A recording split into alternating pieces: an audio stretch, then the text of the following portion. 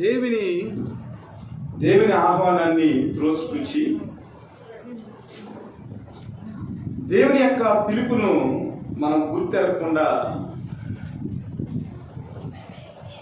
ఆయన యొక్క ఆహ్వానంలో ఉన్న ఆయన కృపను గూర్చి ఆయన జాలిని గూర్చి మనం ఆలోచన చేయకుండా దేవుడిచ్చే ఆశీర్వాదాలను, దేవుడు దయచేసే ధన్యతలను మనం పోగొట్టుకుంటున్నామా అనేది ఆలోచన చేయాలి. ఈరోజు చాలా ఆసక్తికరమైన పాఠం. దేవుని కృపలో మనం ఎలాగ రక్షింపబడ్డాము, దేవుని యొక్క ప్రేమ ఏమిటో మన జీవితాలకు అర్థమైనప్పుడు క్రీస్తులో ఉన్న ఆ దేవుని యొక్క ప్రేమ ఏమిటో మనకు అర్థమవుతుంది. ప్రభువైన యేసుక్రీస్తు వారు ఒక విందుకు వెళ్ళారు. విందుకు వెళ్ళిన తర్వాత అక్కడ ఒక అద్భుతాన్ని చేశారు. ఈ అద్భుతాన్ని చేసినప్పుడు అది విశ్రాంతి దినం అన్నమాట. విశ్రాంతి దినాన్ని మరి ఆ వ్యక్తిని స్వస్థపరచటం ధర్మశాస్త్రబద్ధముగా సబువా కాదా అనే దాని గురించి అక్కడ యేసుక్రీస్తుని అక్కడ ఉన్న పరిసయ్యులకి ఒక వివాదం జరిగింది. అయితే ప్రభువైన యేసుక్రీస్తు వారు ఏం చేశారంటే, ఇదిగో విశ్రాంతి దినాన్న ఏదైనా మీ ఇంట్లో గాడిద గుంటలో పడితే దాన్ని పైకి లేపరా? అలాంటిది అస్వస్థతతో ఉన్న ఒక వ్యక్తిని నేను పైకి లేపాను, స్వస్థపరిచాను. కాబట్టి ఇది ఏమాత్రం కూడా తప్పు కాదని, విశ్రాంతి దినం యొక్క ప్రాముఖ్యత గురించి, విశ్రాంతి దినం ఎందుకు ఏర్పాటు చేయబడిందో దాని యొక్క విలువల గురించి, విశ్రాంతి దినాన్ని దేవుడు ఆశీర్వదించినట్లుగా మనం చూస్తూ ఉంటాం. అయితే విశ్రాంతి దినము మనుషుల యొక్క శ్రేయస్సు కొరకు, మనుషుల యొక్క విశ్రాంతి కొరకు అది దేవుడు కలుగజేశాడు, కానీ మనిషిని ఇబ్బంది పెట్టడానికి కాదన్నట్లుగా ప్రభువైన యేసుక్రీస్తు వారు విశ్రాంతి దినం గురించి ఆయన ఒక గొప్ప మర్మాన్ని అక్కడున్న పరిసయ్యులకు ఆయన తెలియజెప్పారు. అయితే విందుకు పిలువబడిన వారందరూ చాలామంది తమ తమ స్థితులను బట్టి కొంతమంది అగ్రపీఠాల మీద కూర్చుంటున్నారు. కూర్చున్నప్పుడు ప్రభువు వారిని పిలిచి, అయ్యా, నీ స్నేహితులు వచ్చి నేను వెనక్కి వెళ్ళిపోయి కూర్చోమన్నాడు అనుకో, నీ మనోభావాలు దెబ్బతింటాయి, నీ స్థితి కిందకి వెళ్ళిపోతుంది. కాబట్టి విందుకు పిలిచినప్పుడు నీవు వెనకాల కూర్చున్నావు అనుకో, నీ స్థితిని బట్టి నీ స్నేహితులు ముందుకు వచ్చి కూర్చోమన్నప్పుడు నీ విలువ పెరుగుతుంది. కాబట్టి తను తాను హెచ్చించుకున్నవాడు ప్రతివాడు తగ్గించబడును, తను తాను తగ్గించుకున్నవాడు హెచ్చింపబడని అక్కడ తన శిష్యులకు ఒక పాఠాన్ని ప్రభువైన దేవుడు నేర్పాడు. ఆ తర్వాత విందు గురించి చెప్తూ అసలు విందు ఎవరికి ఇవ్వాలి అనే దానికి ఆయన సమాధానంగా, ఇదిగో నీవు పగల విందు చేసిన, రాత్రి విందు చేసిన నీ సహోదరులైనను, నీ బంధువులైనను, నీ స్నేహితులైనను, నీ పొరుగు వారినైనను, ధనవంతులైనను ఎవరిని కూడా నువ్వు పిలవకు. ఎందుకంటే వారికి నీవు విందు ఇచ్చినప్పుడు వారు ఏం చేస్తారంటే ఏదో సమయంలో నీవు ఇచ్చిన విందుకి ప్రత్యుపకారముగా నేను విందుకు పిలుస్తారు. దానివల్ల నీకేమీ ఉపయోగం లేదు. కాబట్టి నీవు విందు చేసేటప్పుడు పేదలను, అంగహీనులను, కుంటి వాళ్ళను, గుడ్డి వాళ్ళను పిలువు. ఎందుకంటే నీకు ఉపకారం చేయుటకు వారికి ఏమీ లేదు కనుక నీవు ధన్యుడు అవుతావు. నీ విందును వారు తీసుకున్న తర్వాత వారు అంగహీనులు కాబట్టి, దరిద్రులు కాబట్టి, కుంటివారు కాబట్టి, ఏ విధమైన సామర్థ్యం లేని వారు కాబట్టి వారు నీకు ప్రత్యుపకారం చేయరు. కాబట్టి నీకు ప్రత్యుపకారం చేయలేని స్థితిలో ఎవరైతే ఉన్నారో వారికి నీవు సహాయం చేసినప్పుడు పునరుద్ధానంలో, నీతిమంతుల పునరుద్ధానంలో నీకు ప్రత్యుపకారము నీవు పొందుకుంటావని శిష్యులకు, అక్కడున్న పరిసయ్యులకు దేవుడు ఒక గొప్ప పాఠాన్ని, విందుని కూర్చిన పాఠాన్ని నేర్పించాడు. అయితే ఈ మాటలన్నీ అయిన తర్వాత ప్రభువైన యేసుక్రీస్తు వారు భోజన పంక్తిలో కూర్చున్నారు కదా. ఆ కూర్చున్న వారిలో ఒకడు ఈ మాటలు విన్నాడు. ఏమిటి? దేవుడు పరలోక రాజ్యానికి సంబంధించిన ఆత్మీయమైన విషయాలు ఇంత చక్కగా వర్ణిస్తున్నాడేంటి అని విని ఆయన ఏమన్నాడంటే, దేవుని రాజ్యములో భోజనము చేయవాడు ధన్యుడని ఆయనతో చెప్పగా, ప్రభువైన యేసుక్రీస్తు వారు ఈ లోకపరమైన విందు గురించి, ప్రభువైన యేసుక్రీస్తు వారు పరలోక సంబంధమైన విందు గురించి ఆత్మీయ మర్మాలతో చెప్తున్నప్పుడు అందరికీ అర్థం కాలేదు. కానీ ఒక వ్యక్తికి అర్థమైంది. అర్థమైనప్పుడు అతను ఏమంటున్నాడంటే, ప్రభువైన యేసుక్రీస్తు, అయ్యా, పరలోక రాజ్యంలో నీతో పాటు విందులో కూర్చున్నవాడు ఎవడైతే ఉంటాడో వాడు ఆశీర్వదింపబడిన వాడు ధన్యుడు అని ప్రభువైన యేసుక్రీస్తు విందుని గురించి ఆత్మీయంగా అర్థం చేసుకుని దేవునితో ఆ భోజన పంక్తిలో మాట్లాడుతున్నట్లుగా మనం చూస్తా ఉన్నాం. అయితే దేవుని యొక్క విందు కొరకు, పరలోక రాజ్యపు భోజనం కొరకు ఇంకా పరిపూర్ణమైన అవగాహన కలగాలని అక్కడ ఏం చేశారంటే, ప్రభువైన యేసుక్రీస్తు వారు ఒక ఉపమానాన్ని అక్కడ ఉన్న ప్రజలకు, శిష్యులకు ఆయన అందించారు. ఒక మనుష్యుడు గొప్ప విందు చేయించి అనేకులను పిలిచెను. విందు కాలమందు అతడు, ఇప్పుడు సిద్ధమై ఉన్నది రండని పిలువబడిన వారితో చెప్పుటకు తన దాసుని పంపెను. అయితే వారందరూ ఏక మనస్సుతో నెపములు చెప్పసాగి. అండర్లైన్, ఏక మనస్సుతో నెపములు చెప్పసాగి. విందు చాలా అద్భుతమైన విందు. ఇది పరలోకపు విందు. అనగా ప్రభువైన యేసుక్రీస్తే తండ్రి ద్వారా ఈ లోకానికి పంపబడిన విందు. యోహాను సువార్త 6వ అధ్యాయంలో మనం చూసినట్లయితే ప్రభువైన యేసుక్రీస్తు పరలోకం నుంచి ఇవ్వబడిన మన్నాగా, ఈ మన్నా తినువాడు ఎప్పటికీ కూడా నశించడని, ఎవడైతే ఈ మన్నాను తింటాడో వాడు అంత్యకాలంలో లేపబడతాడని, వాడు నిత్య జీవాన్ని పొందుకుంటాడని, ఈ విందును కనుక ఆరగించకపోతే వాడి జీవితంలో నిత్య జీవం లేదని ప్రభువైన యేసుక్రీస్తు ఆ విందు గురించి, తండ్రి ఇచ్చిన ఆ విందు గురించి ఎంతో చక్కగా యోహాను సువార్తలో మనకు చెప్పబడి ఉంటారు. అయితే ప్రభువైన యేసుక్రీస్తు అనే ఆ పరలోకపు విందు, శ్రేష్టమైన విందు, నిత్య జీవాన్ని ఇచ్చే విందు, అనేక రకాలుగా మన జీవితాలకు సరిపోయిన జీవాహారముగా ఉన్న ఆ విందును స్వీకరించలేని పరిస్థితుల్లో చాలామంది వ్యక్తులు ఈ సమాజంలో ఉన్నట్లుగా మనం చూస్తూ ఉన్నాం. నిజంగా ప్రభువైన దేవుడు, పరలోకమునున్న దేవుడు ప్రభువైన యేసుక్రీస్తుని మనకు పరలోకపు విందుగా ఇస్తే, దేవుని యొక్క ఆహ్వానాన్ని మనం త్రోసిపుచ్చి ఏక మనస్సుతో నెపాలు చెప్పేవారుగా ఉన్నాం. ప్రభువైన యేసుక్రీస్తు వారు ఇక్కడ 3 రకాల వ్యక్తుల గురించి చెప్పారు. ఇక్కడ విశేషం ఏమిటంటే, ఈ 3 రకాల వ్యక్తులు కూడా ఏక మనస్సుతో నెపములు చెప్పసాగారు. ఆలోచన చేయండి.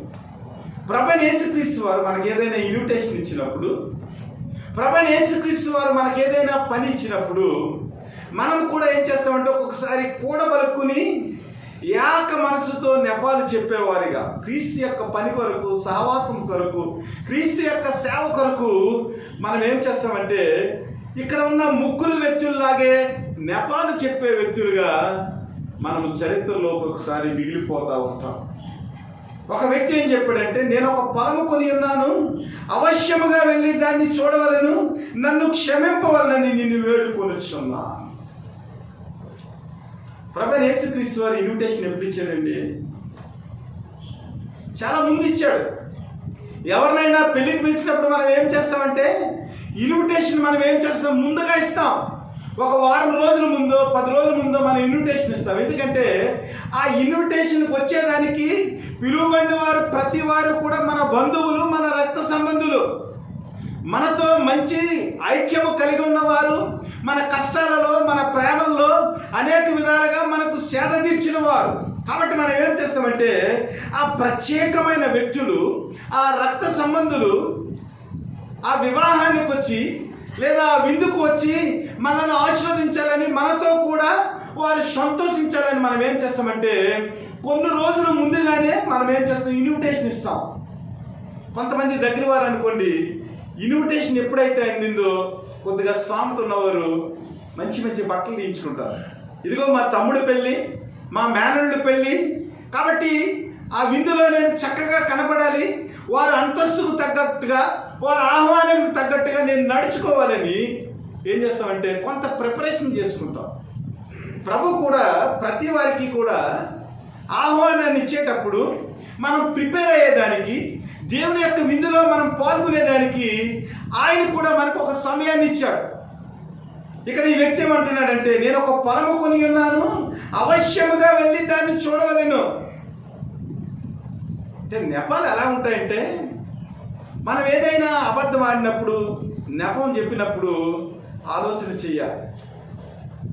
మనం వేసే నెపము, మనం చెప్పే అబద్ధం ఎలా ఉందనేది ఆలోచన చేయాలి. ఎందుకంటే నెపమైన అబద్ధమైన నువ్వు ఎంత చక్కగా అల్లినా కూడా ఏదో సమయాన్న నిజము మనకు తెలిసిపోతుంది. అసలు ఎవడైనా పొలం కొనేటప్పుడు ఆ పొలాన్ని ముందు చూస్తాడా, లేకపోతే కొన్న తర్వాత పొలం ఎలా ముందు వెళ్ళి చూస్తాడా?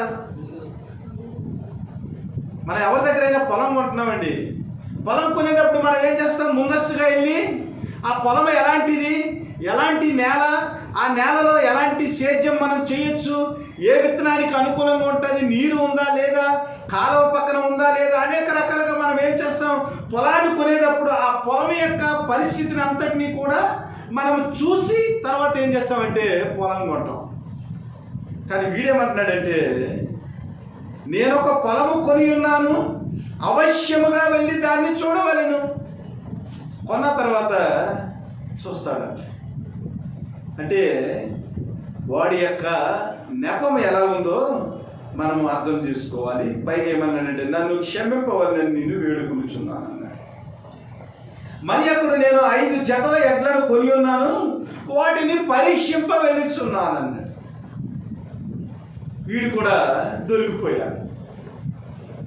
ఎడ్లు కొన్నాడంట. ఎడ్లు కొనేవాడు సంతలోకి వెళ్ళి ముందర ఎడ్లు చూసుకుంటాడా, లేకపోతే చూడకుండా కొంటాడా? ఆల్రెడీ ఇడ్లు కొనేసాడంట. కొనేసిన తర్వాత కొన్న ఇడ్లను పరీక్షించడానికి వెళ్తున్నాడంట. మరి అక్కడ ఏమన్నాడంటే, నేను ఒక స్త్రీని వివాహం చేసుకుని ఉన్నాను, అందుచేత నేను రాలేను. క్రైస్తవులుగా మన జీవితంలో ప్రభు యొక్క రాజ్యాన్ని గురించి, ప్రభు యొక్క సువార్తను గురించి ముందస్తు ప్రణాళికలు మనకు కలిగి ఉండాలి. ఈ లోకంలో పని చేసేటప్పుడు కూడా, ఈ లోకంలో ఏదైనా పనిని తలపెట్టేటప్పుడు కూడా మనం మెలకుగా ఉండి మనం ఏం చేయాలంటే ఆ పనిని గురించి ఒక ఆలోచన చేయాలి. అంతేకాని సమయం వచ్చిన తర్వాత దాని గురించి ఆలోచన చేసామనుకోండి, మనం ఏమవుతామంటే ఈ సమాజంలో గుర్తింపు లేని వ్యక్తులుగా, ప్రణాళిక లేని వ్యక్తులుగా మనం దొరికిపోతా ఉంటాం. దేవుని బిడ్డలారా, మార్త మరియల గురించి మనకు తెలుసు.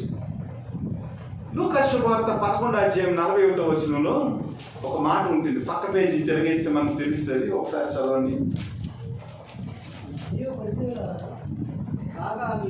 10:41. అందుకు ప్రభువు, మార్తా మార్తా, నీవనేకమైన పనులను గూర్చి విచారము కలిగి తొందరపడుచున్నావు, కానీ అవసరమైనది ఒకటే, మరియు ఉత్తమమైన దాన్ని ఏర్పరచుకొను, అది ఆమె యొద్ద నుండి తీసివేయబడదని ఆమెతో చెప్పారు. ప్రభువైన యేసుక్రీస్తు వారు మార్త మరియ ఇంటికి వస్తాడని ముందస్తుగానే వారికి తెలుసు. ప్రభువైన యేసుక్రీస్తు వారు వచ్చేదానికి ముందుగానే ఆయన వారికి సందేశాన్ని పంపించారు. కానీ మార్త ఏం చేస్తుందంటే, ప్రభువైన యేసుక్రీస్తు వచ్చిన తర్వాత పనులు మొదలుపెట్టింది. పదులు మొదలుపెట్టి ఏం చేసిందంటే ప్రభు యొక్క వాక్యాన్ని, ప్రభు చెప్పే మాటలను వినకుండా ఏం చేసిందంటే దేవుని పాదాల చెంత మాటలు వింటున్న మరియను గూర్చి నెపం వేసి, అయ్యా నీ కొరకు నేను పరిచర్యకు, నీ భోజనానికి అనేక రకాలుగా నేను సిద్ధపాటు చేస్తున్నాను, నా పనిలో నేను మునిగిపోయాను, ఏమిటి మరి అయితే నీ పాదాల చెంత దగ్గర కూర్చుని నీ మాటలు వింటుంది, మరి ఎక్కువ చింత లేదా, నేను ఇంత నలిగిపోతున్నాను పనిలో, నాకు సహాయం చేయమని ఆమెతో చెప్పమని ప్రభువైన యేసుక్రీస్తు దగ్గరికి వచ్చి ఒక నెపం వేసింది మరి అమ్మగారి మీద. ప్రభువైన యేసుక్రీస్తు వారు ఏమన్నాడంటే, మార్తా మార్తా, నీవు అనేకమైన పనులను గూర్చి విచారం కలిగి తొందరపడుచున్నావు, కానీ నీకు అవసరమైనది ఒకటే. మరి అయితే ఉత్తమమైన దాన్ని ఏర్పరచుకునేను, అది ఆమె యొద్ద నుండి తీసివేయబడదని చెప్పారు. మన జీవితాల్లో కూడా ఆదివారం ఏం చేస్తామంటే మాంసం కోటేస్తాం. ప్రతి ఆదివారము 10 గంటలకు ఆరాధన అని మనకు తెలుసు, కానీ ఆరాధనకి వచ్చేదానికి మనం ఏం చేస్తామంటే రకరకాల నెపాలు. దేవుని బిడ్డలారా, నిన్న వాట్సాప్లో ఒక సందేశాన్ని చూశాను. అంతకుముందు మణిపూర్ ఎలాగ జరిగిందో భవిష్యత్తులో మణిపూర్ లాగే ఆంధ్రప్రదేశ్లో కూడా అయ్యే అవకాశాలు ఉన్నాయి. అవుతుందో అవదో మనకి తెలియదు. క్రైస్తవులుగా మనం భయపడవలసిన అవసరం ఏమి లేదు. క్రీస్తు యేసునందు సద్భక్తితో బ్రతికను ఉద్దేశించిన వాడు హింస పొందుతుడు. ఎవడైనా నన్ను వెంబడించాలంటే తన్ను తాను ఉపేక్షించుకుని, తన శిలువను తాను ఎత్తుకుని నన్ను ఉపేక్షించాలి. ఈ లోకంలో తల్లిదండ్రులను, భూములను, అక్కచెల్లెలను వాడు విడిచిపెట్టి రాకపోతే నా పరలోక రాజ్యానికి వారసుడు కాదు. క్రీస్తుతో పాటు శ్రమ పడిన యెడల క్రీస్తుతోటి వారసులు. శ్రమ లేకపోతే క్రీస్తులో వారసత్వం మనకు లేదు. ఇవన్నీ మనకు తెలుసు. దాని గురించి భయపడవలసిన అవసరం ఏమాత్రం లేదు. కానీ దేవుని యొక్క సహవాసంలో మనం సంతోషంగా గడిపేదానికి, దేవుని యొక్క ప్రేమలో మనం చక్కగా ఉండేదానికి, ఆయన కృపను అనుభవించేదానికి శ్రమలు వచ్చే అవకాశం ఉంది. కాబట్టి శ్రమలు రాకముందే క్రైస్తవులుగా మనం ఆరాధన కొనటానికి అనుకూలమైన పరిస్థితులు ఉన్నప్పుడే క్రీస్తుని ఆరాధించడానికి మనం ఏం చేయాలంటే మనం ప్రిపరేషన్ కలిగి ఉండాలి. దేవుని బిడ్డలారా, రోమ చక్రవర్తి కాలంలో క్రైస్తవులకు వచ్చిన శ్రమల గురించి మనం ఆలోచన చేసినప్పుడు కనీసం బైబిల్ చదవటానికి కూడా అవకాశం లేని పరిస్థితి. అనేక మంది బిడ్డలు వారు ఏం చేశారంటే కొంతమంది లోకా శుభవార్తను కంఠస్థం చేశారు, కొంతమంది మత్తయి శుభవార్తను కంఠస్థం చేశారు, కొంతమంది మార్కు సువార్తను, అలా ఒక్కొక్కరు ఒక్కొక్క పత్రికను వారు కంఠస్థం చేసి జైల్లో ఉన్నప్పుడు వారు ఏం చేసేవారంటే మార్కు సువార్త అనగానే మార్కు శుభవార్త కంఠస్థం చేసినోడు చెప్పినప్పుడు దేవుని వాక్యాన్ని వినేరు. అంటే భవిష్యత్తులో దేవుని యొక్క వాక్యము కరువైపోయే పరిస్థితులు మనకు ఉన్నవి. దేవుని యొక్క విందును మనం భుజిందామన్నా, దేవుని యొక్క వాక్యంలో ఉన్న ఆ రుచికరమైన వాక్యాలు మనము భుజించాలన్నా కూడా కష్టతరమైన పరిస్థితులు ఎదుర్కొనే పరిస్థితులు మనము ఒకవేళ చూడొచ్చేమో. కాబట్టి దేవుని యొక్క సమయము మన జీవితాల్లో ఇచ్చినప్పుడు ఒక్కొక్కసారి శ్రమలు రాకుండానే మన జీవితంలో అనారోగ్యం రావచ్చు. బైబిల్ చదవగలిగి ఉండి కూడా బైబిల్ చదవలేని పరిస్థితులు రావచ్చు, కళ్ళు పోవచ్చు. రకరకాల పరిస్థితులు మన జీవితంలో రావచ్చు. కాబట్టి దేవుని యొక్క సహవాసంలో, దేవుని యొక్క రాజ్య వ్యాప్తిలో, దేవుని యొక్క సువార్తలో, దేవుడిచ్చిన కాలంలోనే మనం ఏం చేయాలంటే ముందస్తు ఆ ఆహ్వానాన్ని గుర్తించి ముందస్తు మనం ప్రిపరేషన్ కలిగి ఏం చేయాలంటే దేవుని యొక్క ప్రేమలో, దేవుని యొక్క కృపలో బలపడటానికి మన జీవితాలు కట్టుకోవాలి. ఇక్కడ మార్తకి అన్నీ తెలుసు, కానీ ప్రభు వచ్చే లోపల భోజనాన్ని సిద్ధపరచలేక మరియ మీద నెపం వేసి దేవుని యొక్క ప్రేమను, దేవుని యొక్క వాక్యాన్ని వినలేని స్థితిలో మార్త జీవితం. ఎందుకంటే ల్యాక్ ఆఫ్ ప్రిపరేషన్. ఇంకా మనం చూసినట్లయితే బుద్ధి గల కన్యకలు, బుద్ధి లేని కన్యకలు. మత్తయి శుభవార్త 25:10 ఏముంటుందంటే, ప్రభువైన యేసుక్రీస్తు వచ్చేటప్పటికి వారి దివిటీలో నూనె లేవట. కాబట్టి రాజకుమారుడు వచ్చాడు. రాజకుమారుడు వచ్చిన తర్వాత దివిటీలో ఉన్నవారు రాజకుమారుడితో పాటు విందులోనికి ప్రవేశించారు. దివిటీల్లో నూనె లేని వారు దిగబడిపోయినట్లుగా మనము చూస్తాము.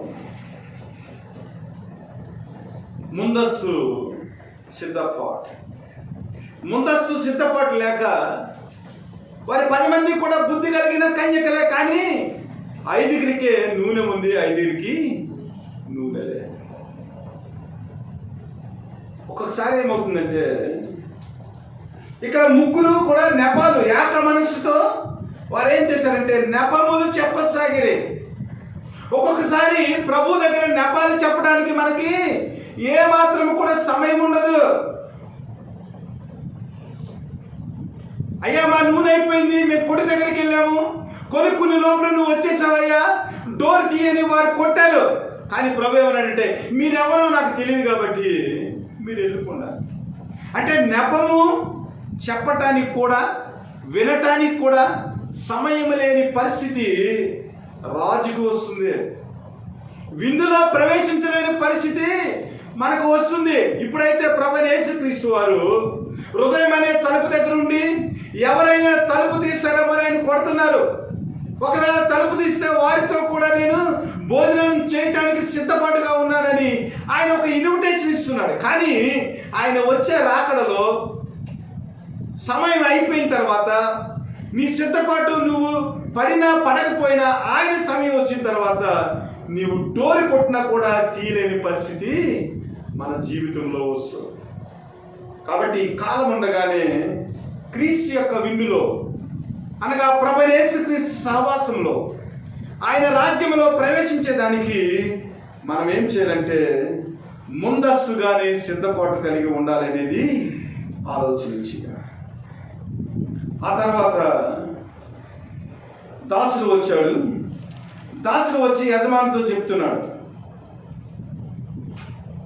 అప్పుడు ఆ దాసుడు తిరిగి వచ్చి ఈ మాటలు తన యజమానికి తెలియజేయగా ఆ ఇంటి యజమానుడు కోపపడి నీవు త్వరగా పట్టణపు వీధుల్లోనికి సందుల్లోనికి వెళ్ళి బేదలను, అంగహీనులను, కుంటివారిని, గుడ్డివారిని ఇక్కడికి తోడుకుని రమ్మని ఆ దాసునితో చెప్పాను. అంతటా దాసుడు ప్రభువా నీవు ఆజ్ఞాపించినట్లు చేసినని గాని ఇంకాను చోటు ఉందని చెప్పాడు. అనగా దేవుని యొక్క రాజ్య విందులో ఎంత విశాలత ఉందో మనం జ్ఞాపకం చేసుకోవాలి. దేవుని యొక్క రాజ్యంలో మనకు కావలసిన అనేక రకములైన వనరులు సమృద్ధిగా ఉన్నాయనే విషయాన్ని మనం జ్ఞాపకం చేసుకోవాలి. మనం ఏం చేస్తామంటే దేవునికి ఇవ్వాల్సిన సమయాన్ని దేవునికి ఇవ్వకుండా, దేవుని కొరకు ఏమాత్రం కూడా మనం లెక్క చేయకుండా దేవుని యొక్క ప్రేమను మనం విన్నాడు ఏం చేస్తామంటే ఈ లోకపరమైన విషయాల్లో మనం ప్రిపరేషన్ చేసి దేవునికి ఏం చేస్తామంటే ఎక్స్క్యూజ్ చెప్తాం. ప్రభువా నన్ను క్షమించండి ప్రభువా, నీ కొరకు నేను సమయాన్ని నేను కేటాయించలేను ప్రభా, నా పనులు నాకు ఉన్నాయి ప్రభా, నేను ఇప్పుడే పెళ్లి చేసుకున్నాను ప్రభా, ఎద్దులు కొనుక్కున్నాను ప్రభా, పొలం కొనుక్కున్నాను ప్రభా, వీటితో చాలా విషయాలు నేను ఇంకా చెయ్యాలి ప్రభా, సంపాదించుకోవాలి ప్రభా అని మనం ఏం చేస్తామంటే దేవుని యొక్క విందులో ఉన్న సమృద్ధిని గుర్తెరగక ఈ లోకపరమైన సమృద్ధి కొరకు మనము వెంపర్లాడతాం. కానీ దాసులు ఏం చేశారంటే వీధుల్లోకి వెళ్ళి అనేక రకాల వ్యక్తులను తీసుకుని వచ్చి అయ్యా అందరికీ చెప్పాను, నేను చెప్పిన వ్యక్తులు ఎవరైతే ఉన్నారో వారందరూ కూడా వచ్చారు, ఇంకా కూడా మన ఇల్లు నిండలేదు, విందుకు సంబంధించిన సమృద్ధి ఇంకా చాలా ఉందని ఆ దాసుడు యజమానితో చెప్పాడు. అప్పుడు దేవుడు ఏమంటున్నాడంటే, యజమానుడు ఏమంటున్నాడంటే నా ఇల్లు నిండినట్లు నీవు రాజ్యంలోనికి కంచెల్లోనికి వెళ్ళి లోపలికి వచ్చేటకు అక్కడ వారిని బలవంతము చేయము. ఎలాగనగా పిలువబడిన మనుషులలో ఒక్కడును నా విందు రుచి చూడనని మీతో చెప్పాడు. కొరింథీ పత్రికలో ఏం రాయబడి ఉంటుందంటే మొదటి కొరింథీలో పిలువబడిన వారు అనేకులు కానీ ఏర్పరచబడిన వారు కొందరే. ఇన్విటేషన్ అనేది అందరికీ, ఆహ్వానం అనేది అందరికీ వచ్చింది. ప్రభువైన యేసుక్రీస్తు వారు ఆరోహణం అయిపోతూ మనం మత్తయి శుభవార్త కానీ, మార్కు శుభవార్త కానీ, లూకా శుభవార్త కానీ, యోహాను సువార్త కానీ లాస్ట్ అధ్యాయాలు మనము పరిశీలన చేసినట్లయితే ప్రభు అక్కడ శిష్యులను పిలిచి ఈ ఇన్విటేషన్ ఇస్తున్నాడు. ఇదిగో సర్వ సృష్టికి వెళ్ళి మీరు సువార్తను ప్రకటించండి. ఎవడైతే నా నామాన్ని అంగీకరిస్తాడో, నన్ను నమ్ముకుంటాడో వాడికి తండ్రి కుమార పరిశుద్ధాత్మ నామన బాప్తిస్మం ఇవ్వండి, వాడు రక్షణ పొందుతాడు. నన్ను అంగీకరించిన వాడు రక్షణ పొందుతాడు. అనేక మందికి నా సువార్తను చాటండి, వారికి నన్ను శిష్యులుగా చేయండి. ఇలాగ అనేక రకాలుగా దేవుడు ఏం చేశాడంటే కంచెలలోను, ముళ్ళల్లోను, రాజ్యంలోను, ప్రతి విషయం, ప్రతి స్థలంలోనూ ఆయన ఏం చేశాడంటే తన దాసులను పంపించి దేవుని యొక్క విందు గురించి, పరలోక రాజ్యపు విశిష్టత గురించి ఆయన ఆహ్వానాన్ని పంపించాడు. కానీ ఎంతమందికి ఆహ్వానాన్ని ఇచ్చినా ఆయన ఇల్లు ఇంకా నిండలేదు. ఆలోచన చేయాలి. మన జీవితంలో దేవుని యొక్క విందును లేదా దేవుని యొక్క సహవాసాన్ని, దేవుని యొక్క సమృద్ధిని ఏక మనస్సుతో మనము నెపములు చెప్పి క్రీస్తు యొక్క ఆహ్వానాన్ని ఎందుకు తిరస్కరిస్తున్నాం? ప్రభు చాలా స్పష్టంగా చెప్పాడు, మొదట నా నీతిని నా రాజ్యమును వెతకుడి, అప్పుడు మీకు అన్నీ అనుగ్రహింపబడును. దేవుని యొక్క వాగ్దానం అండి ఇది.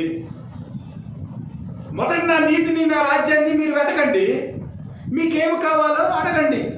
యోహాను సువార్తలో అంటాడు, ఇప్పటి వరకు మీరు నన్ను ఏమి అడగలేదు, మీ సంతోషము పరిపూర్ణమవునట్లు మీకు ఏది కావాలో అడగండి. దేవుని యొక్క ఆహ్వానంలో ఉన్న వాగ్దానాల పట్టికను మనము గమనించలేకపోతున్నాం. దేవుని యొక్క ఆహ్వానంలో ఆయన ఏమి ప్రింట్ చేశాడు, అసలు దేవుని యొక్క విందులో ఏమేమి ఆశీర్వాదాలు ఉన్నవి, ప్రభువైన యేసుక్రీస్తు ద్వారా దేవుడు మనకు ఆ విందులో దేన్ని సమకూర్చాడు, ఆ విందు యొక్క విశిష్టత ఏమిటి? అసలు విందు చాలా గొప్ప విందండి. ఆ గొప్ప విందును కూడా తిరస్కరించే మనస్తత్వంలోనికి, ఆ గొప్ప వ్యక్తి అయిన క్రీస్తు అయిన విందును తిరస్కరించే ఆ మనస్తత్వంలోనికి మనం ఏం చేస్తున్నామంటే నడిచి వెళ్ళిపోతున్నాం. ఈ లోకాశలను మనము పట్టుకుని నడిచి వెళ్ళిపోతున్నాం. ఈ లోకపరమైన విందే చాలా గొప్పగా ఉంటుంది. అలాంటిది పరలోకపు తండ్రి అయిన దేవుడిచ్చిన ఆ విందును మనము ఎందుకు తిరస్కరిస్తున్నాం? ఆలోచన చేయాలి. ప్రజలు ఎందుకు విందుని తిరస్కరిస్తారో కొన్ని మాటలు చూద్దాం. యోహాను సువార్త 7వ అధ్యాయం 7వ వచనం.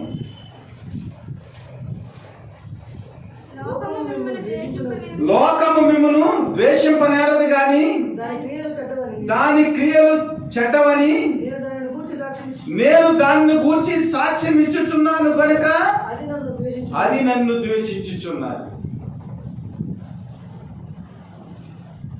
ఈ లోకంలో క్రీస్తు కొరకు మనం సాక్ష్యం ఇస్తున్నాం అనుకోండి, క్రీస్తు గురించి మనం నిలబడ్డాం అనుకోండి, అదేం చేస్తుందంటే క్రీస్తు కొరకు ఎవరైతే సాక్ష్యం ఇస్తున్నారో, ఎవరైతే సత్యమైన క్రీస్తు గురించి నిలబడ్డారో, ఆ జీవాన్ని గురించి, వెలుగును గురించి ఎవరైతే వెంపర్లాడుతున్నారో, ఆ వెలుగులో ఎవరైతే నడుస్తున్నారో, ఆ వెలుగులో నడిచే వారిని ఈ లోకం ఏం చేస్తుందంటే ద్వేషిస్తారు.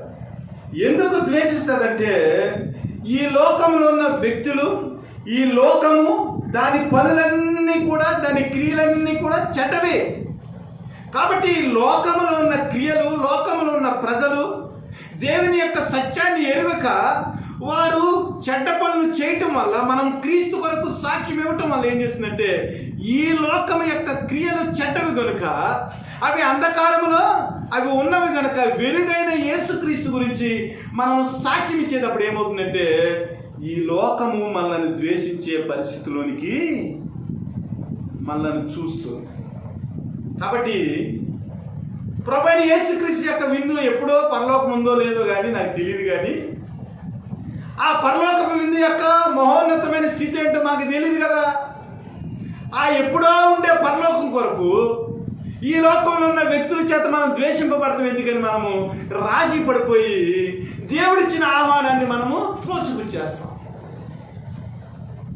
అంటే లోకానికి జడిసి మనం ఏం చేస్తామంటే క్రీస్తుని లక్ష్య పెట్టక లోకానికి జడిసి మనము ఈ లోకం యొక్క తీరులో నడిచిపోయి క్రీస్తుని తిరస్కరించేవారుగా, లేకపోతే సున్నితంగా చాలామంది క్రీస్తుని గురించి మంచి మాటలు చెప్తూ ఉంటారు.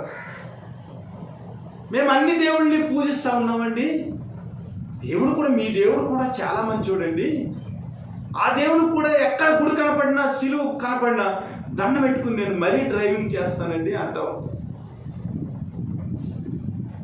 మరి దేవుడు మంచోడే కదా, దేవుడిని నువ్వు నమ్ముతున్నావు కదా, ఆయన నీ జీవితంలో కార్యాలు చేశారు కదా, కాబట్టి సంఘంలోకి వచ్చి సాక్ష్యం చెప్పి బాప్తిస్మం తీసుకోమంటే ఇంకా టైం ఉందండి అయ్యగారు. చాలా సున్నితంగా నన్ను క్షమించండి అయ్యగారు. నెప క్రీస్తు కొరకు నిలుచునేదానికి, క్రీస్తు కొరకు సాక్ష్యం ఇచ్చేదానికి, ఆయన జీవమని వెలుగని నిత్య జీవమని మనం ఎరిగుండి కూడా సాక్ష్యం ఇచ్చేదానికి ఏం చేస్తామంటే ఈ లోకం యొక్క స్థితికి మనం భయపడి క్రీస్తు అనే విందును మనము తిరస్కారం చేస్తాం. లోకాసు శుభవార్త 22వ అధ్యాయము 5వ వచనం. వారు లక్ష్యము చేయక తక్కిన వారు అవమానపరిచి ఇక్కడ కూడా విందే, ఇక్కడ కూడా ఏంటి విందు. ప్రభు అందరికీ కూడా ఇన్విటేషన్ ఇచ్చారు. ఇన్విటేషన్ ఇస్తే ఏం చేశారంటే ప్రభు యొక్క ఇన్విటేషన్ని లక్ష్యము చేయక అండర్లైన్ చేసుకోండి. అంటే దేవుని యొక్క ఇన్విటేషను, దేవుడు ఇచ్చిన ఆ విందు యొక్క ఘనత కానీ దేవుని యొక్క ప్రభావం కానీ వారి జీవితాల్లో ఏమాత్రం కూడా పని చేయటం లేదనమాట. లక్ష్యం లేదు. ఇప్పుడు ఎవరైనా కొద్దిగా తగ్గింపబడిన వ్యక్తులు మన ఇంటికి వచ్చి ఒకవేళ ఇన్విటేషన్ ఇచ్చారనుకోండి, మనం ఏం చేస్తామంటే ఈ వ్యక్తి పెద్ద ఇంపార్టెంట్ ఏం కాదు, అందువల్ల మనం పెళ్ళికి వెళ్ళవలసిన పని లేదు. అందరు ఇన్విటేషన్ ఇస్తారండి, మనం అందరికీ వెళ్తామండి, వెళ్ళాం కదా. కొంతమంది అయితే ఏం చేస్తారంటే ఇదిగో ఎంతో దూరం నుంచి ఆ వ్యక్తి వచ్చి నన్ను గుర్తించి నావాడని అనుకుని నాకు ఇన్విటేషన్ ఇచ్చాడు కాబట్టి, ఇంటికి వచ్చాడు కాబట్టి నేనేం చేయాలా, తప్పనిసరిగా ఆ ఇన్విటేషన్ గౌరవించి విందుకు వెళ్ళాలని అనుకుంటూ ఉంటారు. కొంతమంది బంధువులు అయినప్పటికీ కూడా ఇంటికి వచ్చి ఇన్విటేషన్ ఇవ్వలేదనుకోండి, వాడు నా ఇంటికి రాలేదు కాబట్టి నేను వెళ్ళవలసిన పని లేదని మనం ఏం చేస్తామంటే ఆ ఇన్విటేషన్ని త్రోసిపుస్తాం. అంటే దీనిలో అర్థం ఏమిటంటే ఆ వ్యక్తి మీద మనకు సరైన అవగాహన లేదు, ఆ వ్యక్తి మీద గౌరవం లేదు, కాబట్టి మనము లక్ష్యం చేయక ఏం చేస్తామంటే వారిని త్రోసిపుచ్చి ఆ ఇన్విటేషన్ మనం పక్కన పెట్టేస్తాం. అంటే దేవుడిచ్చిన ఇన్విటేషన్ని మనం లక్ష్యం చేయక, అంటే లెక్క చేయక, దేవుడంటే భయం లేక, దేవుని యొక్క గుణగణాల గురించి తెలియక, ఆయన ఏమి మన కొరకు సిద్ధపరిచాడో తెలియక ఏం చేస్తామంటే క్రీస్తుని సిలువ వేసే పరిస్థితి. కొరింథీయుల్లో యూదుల గురించి చెప్తూ అంటాడు, దేవుడు వరకు ఏమి సిద్ధపరిచినా వారు గమనించగా సర్వాధికారి అయిన సృష్టికర్త అయిన క్రీస్తును వారు సిలువ వేసి, వారు తెలియకనే సిలువ వేసేది కనుక క్షమింపబడింది. కానీ మన ఇన్విటేషన్లో ఏమిటంటే మనం తెలిసి ప్రభు యొక్క పరిస్థితి ఏంటో మనకు తెలుసు, ఆయన ఎంత గొప్ప కార్యాలు చేస్తున్నాడో మనకు తెలుసు, ఆయన రుచిగల దేవుడని యెహోవా ఉత్తముడని తెలుసుకుని కూడా మనం ఏం చేస్తామంటే దేవునికి సమయం ఇవ్వక లక్ష్యము చేయక అలక్ష్యము చేసి ప్రభుని ఇన్విటేషన్ని తోసుకుచ్చేస్తాం. రామపత్రిక 8వ అధ్యాయం 5 నుంచి 7 వచనం.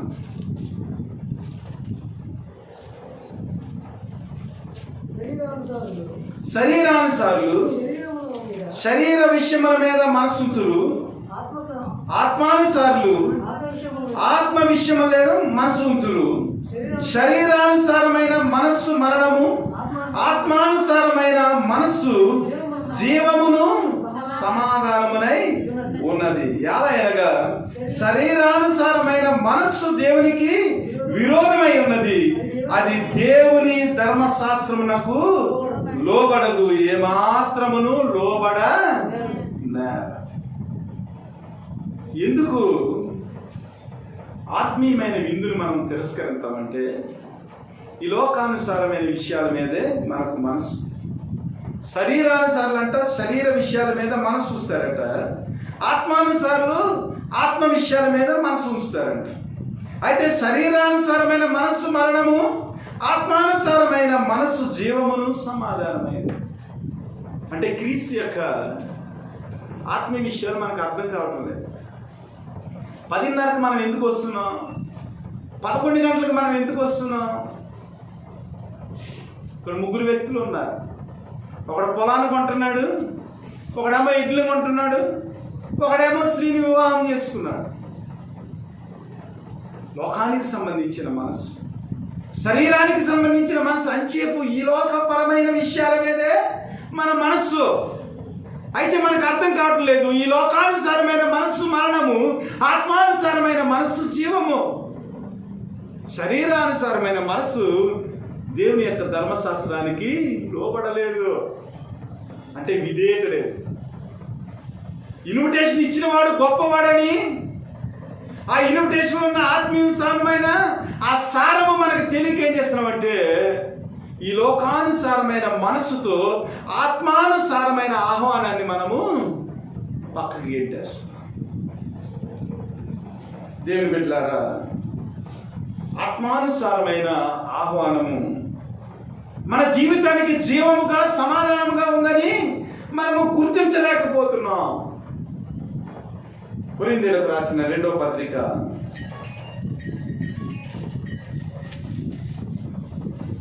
4వ అధ్యాయము 4వ వచనం. దేవుని స్వరూపి అయి ఉన్న క్రీస్తు మహిమను కనపరచు సువార్త ప్రకాశము వారికి ప్రకాశింపకుండిన నిమిత్తము ఈ యుగ సంబంధమైన దేవత అవిశ్వాసులైన వారి మనోనేత్రములకు గుడ్డితనము కలగజేసెను. అంధకారములో నుండి వెలుగు ప్రకాశించును గాక అని పలికిన దేవుడే తన మహిమను గూర్చిన జ్ఞానము యేసు క్రీస్తునందు వెల్లడి పరుచుటకు మా హృదయములలో ప్రకాశించెను గనుక మేము మమ్ములను గూర్చి ప్రకటించుకున్నట్టు లేదు గాని క్రీస్తు యేసును గూర్చి ఆయన ప్రభువనియు మమ్మును గూర్చియు యేసు నిమిత్తము మేము మీ పరిచారకులమని ప్రకటించుచున్నాం. దేవుని యొక్క సువార్త ప్రకాశము ఈ లోకంలోనికి వస్తుంది, ఇన్విటేషన్ అందరికీ వస్తుంది, ఆహ్వానము. కానీ అంధకారంలో కొంతమంది వ్యక్తులు ఉన్నారు. ఏమవుతుందంటే ఈ వెలుగు వారికి ప్రకాశించినప్పటికీ కూడా ఈ లోక సంబంధమైన యుగ దేవత అనగా శరీర సంబంధమైన మనస్సు ఏం చేస్తుందంటే దేవుని సువార్తలో ఉన్న ప్రకాశము మన కన్నులకు తగలకుండా ఏం చేస్తుందంటే ఈ యుగ దేవత మన మనోనేత్రంలో అనగా ఆత్మానుసారమైన ఈ మనస్సుకు ఏం చేస్తుందంటే గుడ్డితనాన్ని అది కలుగజేస్తుంది. చేయటం వల్ల దేవుని యొక్క సువార్త ప్రకాశము మన జీవితాల్లో ప్రకాశించలేక మనం ఏం చేస్తున్నామంటే గుడ్డివారముగా అంధకార సంబంధమైన శరీర క్రియల్లో శరీరపరమైన మనసుతో దేవుణ్ణి లక్ష్య పెట్టక దేవుడిచ్చే కృపను మనము త్రోసిపులు చేస్తున్నాం. కానీ పౌలు ఏమంటున్నాడంటే ఇదిగో మమ్మల్ని మేము ప్రకటించుకుంటా లేదు కానీ మహిమ ప్రకాశమైన క్రీస్తు నిమిత్తము మేము పరిచారులుగా ఉన్నాం. అక్కడ ఏమంటున్నాడంటే ఇదిగో రాజమార్గంలోనికి వెళ్ళి కంచెంలోనికి వెళ్ళి సువార్తను ప్రకటించండి, క్రీస్తు అనే విందు కొరకు, క్రీస్తు అనే ఆ సువార్త ప్రకాశం గురించి మీరు తెలియజెప్పండి అంటున్నారు. ఇక్కడ పౌలు ఏమంటున్నాడంటే, ఓ కొరింథీయులారా, ఈ యుగ సంబంధమైన దేవత విషయంలో మీరు సహవాసం కలిగి ఉన్నారు, క్రీస్తుని పక్కన పెట్టేశారు, శరీరానుసారమైన మనసుతో మీరు ప్రవర్తిస్తున్నారు కాబట్టి మీలోనికి క్రీస్తు అనే ఆ సువార్త ప్రకాశం రావటం లేదు. అందువల్ల ఆ సువార్త ప్రకాశం మీకు అందాలని మమ్మల్ని మేము ఉపేక్షించుకుని క్రీస్తు కొరకు మీ కొరకు పరిచారకులుగా వచ్చి క్రీస్తుని ప్రకటిస్తున్నాం. కాబట్టి ప్రకటింపబడిన క్రీస్తుని మీరు త్రోచిపుచ్చకుండా మీరేం చేయాలంటే మీ మనోనేత్రాలను వెలిగించుకోండి అంటున్నారు. దేవుని బిడ్డలారా, మన జీవితాల్లో ప్రభు యొక్క విందును లేదా ప్రభు యొక్క శ్రేష్టతను, పరలోక రాజ్యాన్ని మనం ఎందుకు తృణీకరిస్తున్నామో ఆలోచన చేసుకోవాలి. రోమీయులకు రాసిన పత్రిక 10వ అధ్యాయం 3వ వచనం. ఏలయనగా వారు దేవుని నీతి నెరగక తమ స్వనీతిని స్థాపింప బూనుకొనుచు దేవుని నీతికి లోబడలే. Own theology. తమ మట్టికి తామే నీతి పరులు. మనం ఏ పాపం చేసామని దేవుని నమ్ముకోవాలి? కొంతమంది అంటారు, నేను బాగానే ఉన్నాను కదా, నేను చాలా బాగున్నాను, అందరికీ దాన ధర్మాలు చేస్తున్నాను, అందరితో మంచిగా మాట్లాడుతున్నాను, ఏ పాపం లేదు, నేను ఎందుకు దేవుని నమ్ముకోవాలి? ఇశ్రాయేలు పద్ధతి. ఇశ్రాయేలీయులు ధర్మశాస్త్రానుసారంగా నడుచుకుని దేవుని యొక్క నీతిని స్థాపించాలని అనుకున్నారు. కానీ ధర్మశాస్త్రం ప్రకారం ఏ వ్యక్తి కూడా నీతిమంతుడిగా తీర్చబడలేడు. ఆ ధర్మశాస్త్రంలో విధులను ప్రభువైన యేసుక్రీస్తు తప్ప ఎవరు కూడా శరీరంతో నెరవేర్చలేరు. కానీ వీరేం చేస్తున్నారంటే తమ స్వనీతిని ఎలాగైనా స్థాపించాలి. ఇదిగో ధర్మశాస్త్రం ప్రకారం ఈ లోకంలో నేను నీతిమంతుడిగా ఉండాలని వారు ఏం చేస్తున్నారంటే తెల్ల టంగీలు కుట్టించుకుని అందరూ సంచరించే ప్రదేశాల్లో నీతిమంతుల్లాగా యాక్షన్ చేస్తున్నారు, వేషధారణ చేస్తున్నారు. దేవుని వాక్యాన్ని గట్టిగా ప్రకటించి ఇదిగో మేము దేవుని భక్తులు, ధర్మశాస్త్రానుసారంగా మేము నడుచుకుంటున్నాం అని ఏం చేస్తున్నారంటే వేషధారణ చేస్తున్నారు. అనగా తమ స్వనీతిని వారు లోకంలో స్థాపించాలని దేవుని యొక్క నీతికి వారు ఏమాత్రం కూడా లోబడక దేవుని ఏం చేస్తున్నారంటే పక్కకి వెళ్ళేస్తున్నారు. అంటే ఈ లోకంలో క్రీస్తు యొక్క ఫోటో కనిపించకుండా వారి ఫోటో కనిపించాలి. అనగా వారి యొక్క అతిశయాన్ని ఈ లోకంలో ప్రదర్శించాలి, వారి యొక్క నీతిని ప్రదర్శించాలి, వారి యొక్క క్రియలను ప్రదర్శించాలి. మేమే గొప్పవారమని వారు ఈ లోకంలో స్థాపించుకోవాలని ఏం చేశారంటే ప్రభువైన యేసుక్రీస్తుని వారు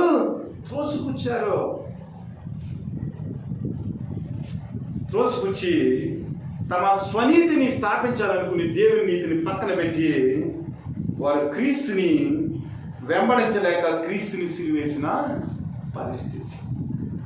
మన జీవితంలో కూడా మన సొంత నిర్ణయాలు తీసుకుని మన స్వనీతిని మనం స్థాపించాలని క్రీస్తుని పక్కన పెట్టేస్తున్నామా ఆలోచన చేయాలి. క్రీస్తు యొక్క ఆహ్వానాన్ని ఎందుకు మనం తిరస్కరిస్తున్నామో ఆలోచన చేయాలి. ఇంకా మనం చూసినట్లయితే ఎఫెసీయులకు రాసిన పత్రిక 4వ అధ్యాయం 18వ వచనం.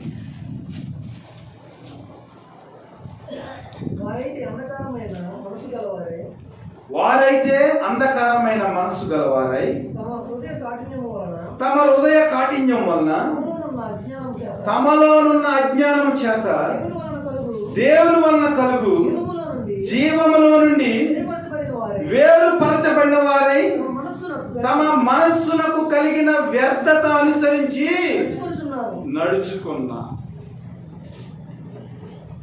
వారైతే ఎవరు? Who denied the invitation of master. యజమానుడిచ్చిన ఆహ్వానాన్ని ఎవరైతే త్రోసిపుచ్చారో వారు అలాంటి వారంట అంధకారమైన మనస్సు గలవారై. అంటే వాళ్ళ మనసుల్లో అసలు వెలుగు లేదనమాట. ధర్మశాస్త్రం అంతా చదువుతున్నారు, ధర్మశాస్త్రంలో ఉన్న వెలుగైన యేసుక్రీస్తుని వారు పసిగట్టలేకపోతున్నారు. అంధకారమైన మనస్సు గలవారై తమ హృదయ కాఠిన్యం వలన. ఎన్ని పాయింట్లు ఉన్నాయి చూడండి. దేవుణ్ణి మనం ఎందుకు తిరస్కరిస్తున్నాం?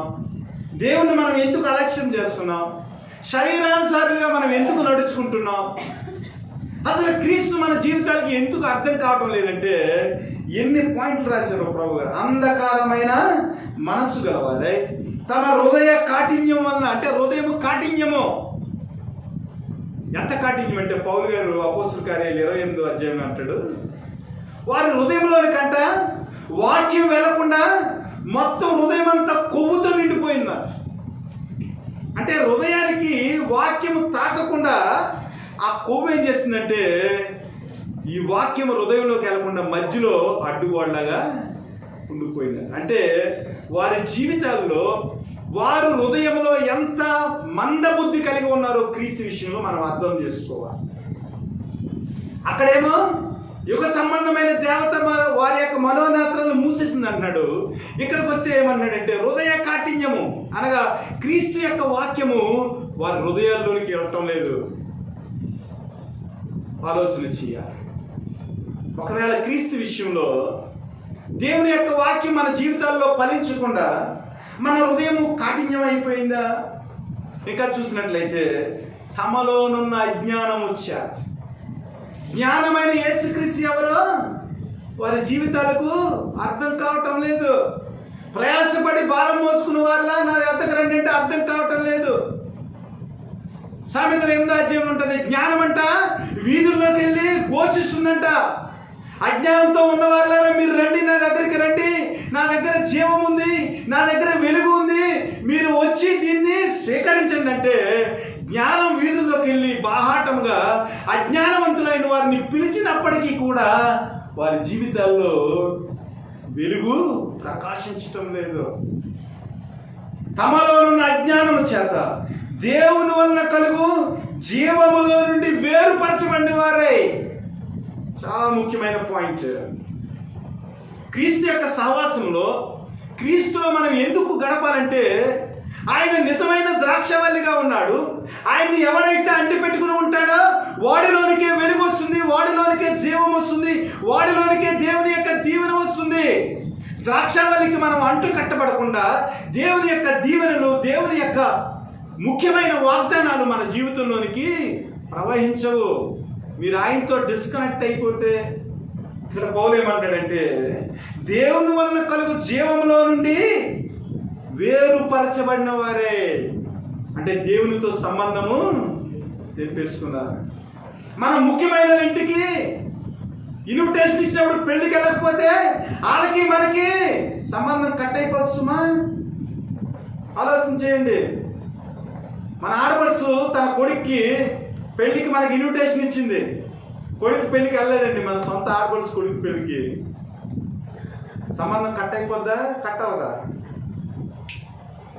ఇంటికి వెళ్ళి నువ్వు ఎన్ని ఎక్స్క్యూజులు చెప్పినా, అమ్మ టైంకి వదులుకు బాగలేదమ్మా, మీ మేనగోళ్ళు బాగలేదమ్మా, మేనోళ్ళకి చాలా జ్వరం వచ్చిందమ్మా, రాలేకపోయినంటే నో ఎక్స్క్యూజ్. ఎందుకంటే అది ప్రధానమైంది. తన ఇంట్లో ఏకైక కుమారుని యొక్క విందు, పెళ్ళి. వెళ్ళకపోతే ఏమవుతుందంటే సంబంధము కట్ అయిపోతుంది. దేవుని వలన కలుగు జీవములో నుండి వేరుపరచబడిన వారే.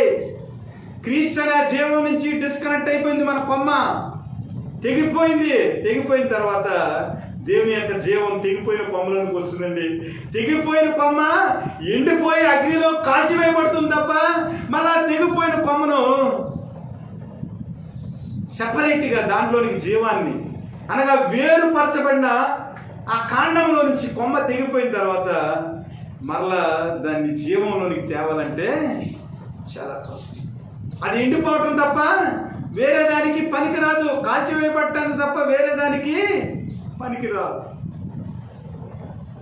ఆహ్వానాన్ని తురోసుకొచ్చిన వారు, దేవుని వలన కలుగు జీవంలో నుంచి వేరుపరచబడిన వారై తమ మనస్సునకు కలిగిన వ్యర్థతను అనుసరించి నడుచుకొనిచున్నారు. ఫైనలైజ్ చేశారు. మనస్సులో వ్యర్థత అంటే దేవుని గూర్చిన చింత లేకుండా వ్యర్థమైన విషయాలతో నిండిపోయింది. దేవుని యొక్క వాక్యము హృదయంలోనికి వెళ్లకుండా హృదయంలో చెత్తంతా నిండిపోయింది. ఈ లోక సంబంధమైన ఎంగేజ్మెంట్స్, ఈ లోక సంబంధమైన ఆశలు, శరీర సంబంధమైన ఆశలు, దేవునికి స్థానం ఇవ్వలేని పరిస్థితి. మార్తలాగా అనేక విషయాల గురించి ఆలోచన చేస్తుంది. కానీ ఉత్తముడైన యేసుక్రీస్తు నా ఇంటికి వచ్చాడు, ఆయన మాటలు వినాలి, ఇక 2 రోజులు 3 రోజుల్లో లేదా వారం రోజుల్లో ఆయన సిలువకి వెళ్ళిపోతాడు. ఈ లోకాన్ని విడిచి పరలోకం యొక్క అధిష్టాన పరిస్థితిలోనికైనా కొనుక్కోబడతాడు. కాబట్టి యేసుక్రీస్తు వచ్చిన జీవితం లేదా యేసుక్రీస్తుతో గడిపిన ఆ సమయం నాకు చాలా ముఖ్యమైందని ముందరే పనులు చేసుకుని మరియలాగా దేవుని కాళ్ళ దగ్గర కూర్చుంటే దేవుని యొక్క ప్రశస్తమైన మాటల్లో ఉండే ఆ జీవాన్ని ఎంత చక్కగా అనుభవించేదో. దేవుని బిడ్డలారా, తన మనస్సుకు కలిగిన వ్యర్థతను అనుసరించి నడుచుకుంటున్నారు. ఇంకా చూసినట్లయితే వారు సిగ్గులేని వారైండి నానా విధములైన అపవిత్రతను అత్యాశతో జరిగించుకున్నటకు తమ్మును తామే కామత్వమునకు అప్పగించుకుంటున్నారు. అసలు ఈ పాయింట్ చెప్పకూడదు అంటే క్రైస్తవుల యొక్క దుర్భరమైన పరిస్థితి. ప్రభువైన యేసుక్రీస్తు ఇన్విటేషన్ ఇచ్చిన తర్వాత వారి జీవితాల్లో విందుకు హాజరవ్వకుండా ఇన్ని రకాల విషయాలు వారి జీవితంలో ఉన్నది. వారు సిగ్గులేని వారైంది నానా విధములైన అపవిత్రను అత్యాశతో జరిగించుకున్నటకు తమ్మును తామే కామత్వమునకు. దేవుని బిడ్డ, క్రీస్తుని ఎందుకు తోసిపెడుతున్నారు? క్రీస్తు యొక్క విందులో ఎందుకు పాల్గొనలేకపోతున్నారు? క్రీస్తు యొక్క సహవాసంలో మనము దినదినము ఎందుకు అభివృద్ధి చెందలేకపోతున్నాం? ఆలోచన చేయాలి. ఎందుకంటే ఒకనొక రోజున దేవుని ఇల్లంతా నిండిపోతుంది సంతోష గానాలతో. ఇదిగో మమ్మల్ని రక్షించిన జీవాధిపతి అయినా మా గొర్రె పిల్లైనా దేవునికి స్తోత్రము స్తోత్రమని పరలోకములో ఖర్జూర మట్టలతో దేవుని కొరకు స్తుతిగానాలు చేస్తున్నారు. పరలోకమున్న తండ్రి ఎవరయ్యా? వీరందరూ కూడా దేవుని స్తుతిస్తున్నారు, ఆరాధిస్తున్నారు. లెక్కింపజాలని సైన్య సమూహం ఎక్కడి నుంచి వచ్చింది అని తండ్రి అడుగుతుంటే, ఇదిగో గొర్రెపిల్ల రక్తంలో తమ వస్త్రములు ఉదుక్కున్నవారయ్యా వీళ్ళందరూ కూడా. దేవుని యొక్క విందులో పాల్గొన్నవారు, దేవుని యొక్క ఆహ్వానాన్ని మన్నించి దేవుడేమిటో తెలుసుకుని పరలోక రాజ్యంలో తమను రక్షించిన విమోచించిన యేసుక్రీస్తుకి జయధ్వానాలు చేస్తున్నారని పరలోకపు తండ్రి దగ్గర దేవతలతో చెప్తూ ఉంటుంటే దేవుడు పరవశం అయిపోతున్నాడంటే. మరి ఆ సైన్య సమూహంలో ఆ ఇన్విటేషన్ మనం అందిపుచ్చుకోలేక, సిద్ధపాటు లేక త్రోయబడిన వారంగా ఆ విందులో మనం లేమనుకోండి, ఎంత సిగ్గండి. లెక్కింపజాలని సైన్య సమూహం వలె క్రీస్తుని ఆరాధిస్తున్నారు, గొర్రెపిల్లను ఆరాధిస్తున్నారు. ఆ ఆరాధించే గ్రూపులో మనం లేకపోతే ఆలోచన చేయాలి. దేవుని యొక్క విశిష్టత ఎంత గొప్పదంటే, ప్రకటన గ్రంథం 19వ అధ్యాయం 9వ వచనం ఒకసారి చూడండి.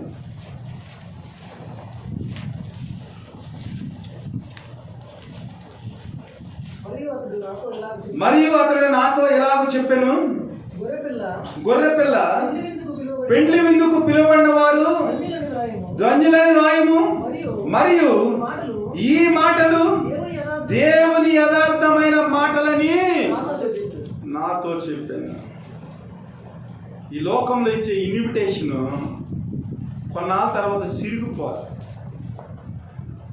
కొన్నాళ్ళ తర్వాత మనం మర్చిపోతాం. కానీ ఇక్కడ ఏమంటాడంటే, గొర్రెపిల్ల విందుకు పిలువబడిన వారు ధన్యులని రాయము. ఎక్కడ రాస్తున్నారండి? గొర్రెపిల్ల విందుకు వచ్చిన వాళ్ళ పేర్లు ఎక్కడ రాస్తున్నారు? దేవుని యొక్క జీవ గ్రంథంలో రాయబడి. ఈ మాటలు యథార్థమని రాయము.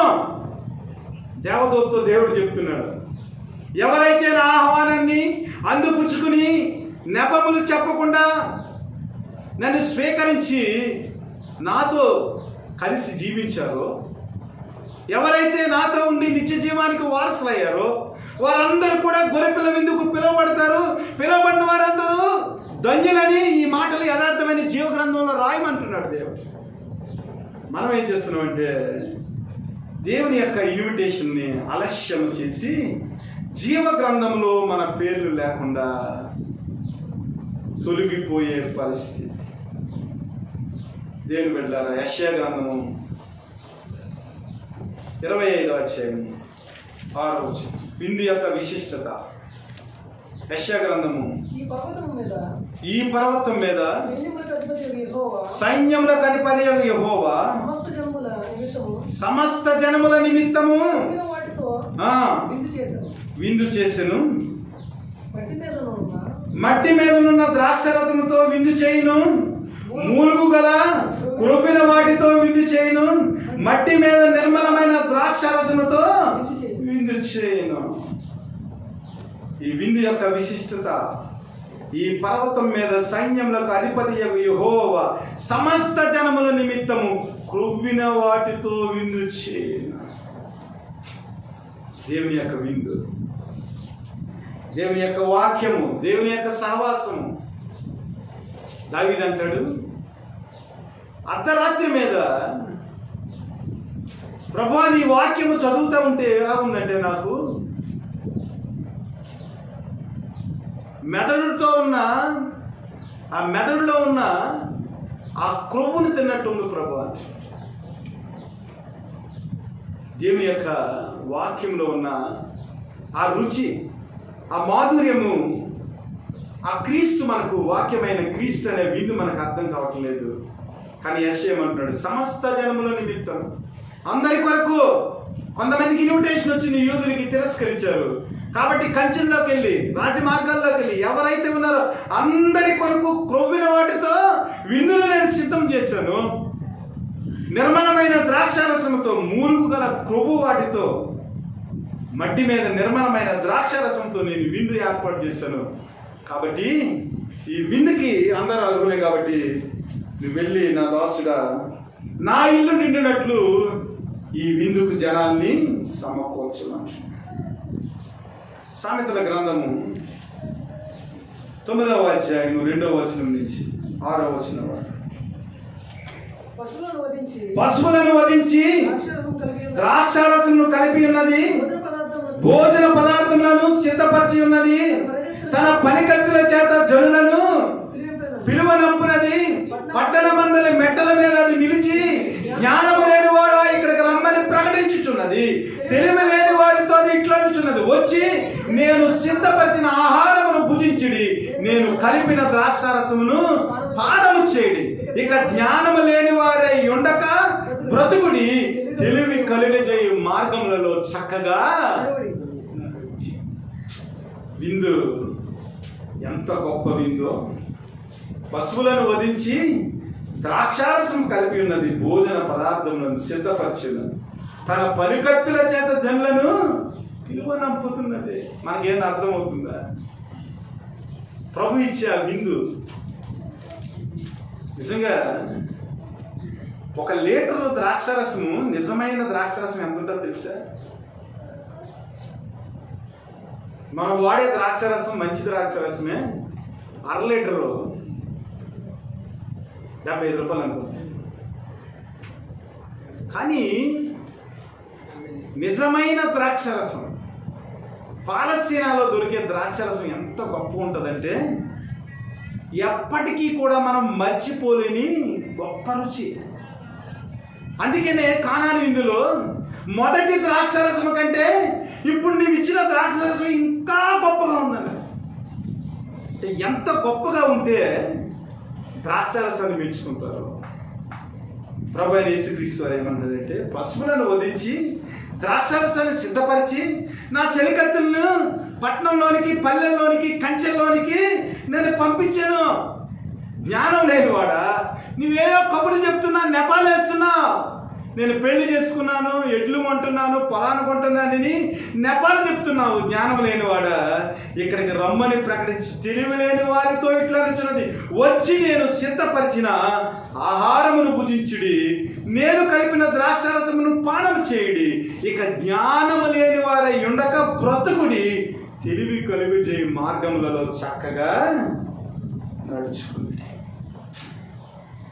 దేవుడు ఎంత బాధపడుతున్నాడో. ఈ మాటలు ఎవరు చెప్తున్నారంటే జ్ఞానం చెప్తుంది. జ్ఞానం అనగా యేసుక్రీస్తు. జ్ఞానము నివాసము కట్టుకుని దానికి 7 స్తంభములు చెక్కుకుందట. ఆ 7 స్తంభాల్లో నివాసంలో కూర్చుని జ్ఞానం లేని వారికి ఒక ఇన్విటేషన్ పంపుతుంది. ప్రభువైన యేసుక్రీస్తు వారు మరణాన్ని జయించి ఆరోహణమై తండ్రి కుడిపార్శ్వాన కూర్చుని ఉన్నాడు.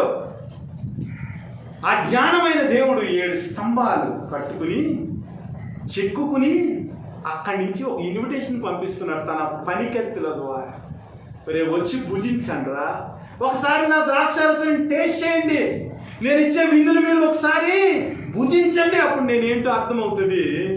ఆ తర్వాత మీరు జ్ఞాన మార్గంలో నడుచుకుంటారు, మీరు బ్రతుకుతారు. పరలోకం నుంచి వచ్చిన మన్నాను నేనే, ఈ విందుని స్వీకరిస్తేనే మీరు బ్రతుకుతారని చెప్తా ఉంటే మనం ఏం చేస్తున్నామంటే జ్ఞానం లేని వారిలాగా నెపాలు చెప్పి క్రీస్తు యొక్క విందును మనం ఏం చేస్తామంటే ఆలస్యం చేస్తాం. ఆలోచన చేయండి దేవుని బిడ్డలారా. దేవుని యొక్క సహవాసము, దేవుని యొక్క సంఘము, క్రీస్తు, పరలోక రాజ్యము, దీవెనలు, ఈ విందులో అనేక రకాల ఐటమ్స్గా ఉన్నాయి. కానీ ఆ యొక్క గొప్ప విందును మనం స్వీకరించే స్థితిలోనికి ఒకవేళ లేకపోతే ఏమవుతుందంటే మత్తయి శుభవార్త 8వ అధ్యాయం 11వ వచనం అయిపోయింది వాక్యం. మత్తయి శుభవార్త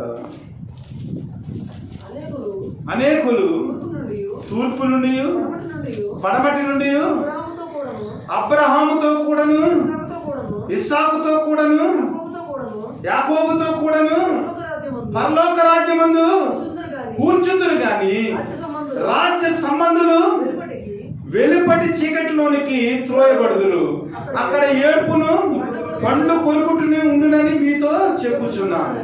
అంతటా యేసు ఇక వెళ్ళుము, నీవు విశ్వసించిన ప్రకారము నీకు అవునుగానని శతాధిపతితో చెప్పెను. ఆ గడియలోనే అతని దాసుడు స్వస్థత. అనగా ఇన్విటేషన్ మన జీవితాల్లో డినైట్ చేసినట్లయితే ఏమవుతుందంటే మనలో ఉన్న స్వస్థత పోతుంది. దేవుడిచ్చిన ఇన్విటేషన్ కనుక నీవు విశ్వసించినట్లయితే నీకు స్వస్థత కలుగుతుంది, అనగా నిత్య జీవము వస్తుంది. అనేకులట దేవుని యొక్క ఆహ్వానాన్ని మన్నించి తూర్పు నుండి పడమర నుండి వచ్చి అబ్రహాముతో కూడాను ఇస్సాకుతో కూడాను యాకోబుతో కూడాను పరలోక రాజ్యమందు కూర్చుందరు కానీ రాజ్య సంబంధులు వెలుపడి చీకటిలోనికి త్రోయబడుతురు, అక్కడ ఏడుపును పండ్లు కొరుకుటి ఉండినది మీతో చెప్పుచున్నారు. యూదులకు అర్థం కాలేదు యేసుక్రీస్తు అంటే ఏంటో, వారికి అర్థం కాలేదు. ఆ విందులో ఎవరెవరు ఉన్నారో వారికి అర్థం కావటం లేదు. వారు ఏమంటున్నారంటే పైకి మేము అబ్రహాము సంతానం అంటున్నారు. యోహాను అంటున్నాడు, ఒరే మీరు సర్ప సంతానం రా బాబు, మీ అబ్రహాము సంతానం అని అనుకుంటున్నారు, అబ్రహాం మీ తండ్రి అని అనుకుంటున్నాడు, ఇస్సాకు మీ తండ్రి అని అనుకుంటున్నారు, యాకోబు మీ తండ్రి అని అనుకుంటున్నారు, కానీ దేవుడిచ్చిన ఆహ్వానాన్ని మీరు ఆలస్యం చేశారు నాయన. ఏమవుతారంటే చీకటి రాజ్యంలోకి పోతారు. కానీ మీరు ఏదైతే అనుకున్నారో అబ్రహాము ఇస్సాకు యాకోబు వీరందరూ కూడా పరలోక రాజ్యంలో ఆ విందులో కూర్చుంటారు నాయన. కాబట్టి మీ పరిస్థితి ఏమిటో మీరు గమనించుకోండి అంటారు. కాబట్టి దేవుని బిడ్డలారా, ఈ లోకపరమైన అజ్ఞానాన్ని విడిచిపెట్టి, ఈ లోకపరమైన శరీర మనసును విడిచిపెట్టి, ఈ లోకపరమైన అవిశ్వాసాన్ని విడిచిపెట్టి, ఈ లోకపరమైన వ్యర్థమైన మనస్సును విడిచిపెట్టి మనం ఏం చేయాలంటే క్రీస్తు మన కొరకు సిద్ధపరిచిన ఆ పరలోకపు విందులోనికి మనం వెళ్ళేదానికి ఆయన ఆహ్వానాన్ని మనం అందిపుచ్చుకుని ఏక మనస్సుతో క్రీస్తుని విశ్వసించి, తిరస్కరించబడిన వారు ఏక మనస్సుతో నెపములు చెప్పి విందును తిరస్కరించాలి. క్రైస్తవులుగా మనం ఏక మనస్సుతో క్రీస్తు ఇచ్చిన ఆహ్వానాన్ని అందిపుచ్చుకుని విశ్వసించి, ఇదిగో పరలోకం నుంచి సిద్ధపరచబడిన క్రీస్తే మనకు విందు. ఆ విందును స్వీకరిస్తేనే అంచెదినాన్న మనం లేపబడతాము. ఆ విందును మనం ఆరగిస్తేనే మనలోనికి నిత్య జీవం వస్తుందని మనం గుర్తెరిగి ఏం చేయాలంటే ఆలస్యము చేయక ఈ లోకపరమైన లోక సంగతుల గురించి ఏమాత్రం భయపడక, ఈ లోకం ద్వేషిస్తుందని, ఈ లోకం మనకు పేరు పడుతుందని పరలోకం నుంచి వచ్చిన ఆ విందైన క్రీస్తుని మనం ఏమాత్రం ఆలస్యం చేయక విశ్వసించి ఆహ్వానాన్ని అందుకుని పరలోక రాజ్యమనే ఆ విందులో అబ్రహాముతో కూడా, ఇస్సాకుతో కూడా, యాకోబుతో కూడా, సకల పరిశుద్ధులతో కూడా జీవ గ్రంథములో రాయబడినట్లుగా ధన్యులుగా మనము క్రీస్తుని స్వీకరిద్దాం. అట్టి కృప దేవుడు మనకు దయచేసి మనల్ని దీవించి ఆశీర్వదించును గాక. ఆమేన్.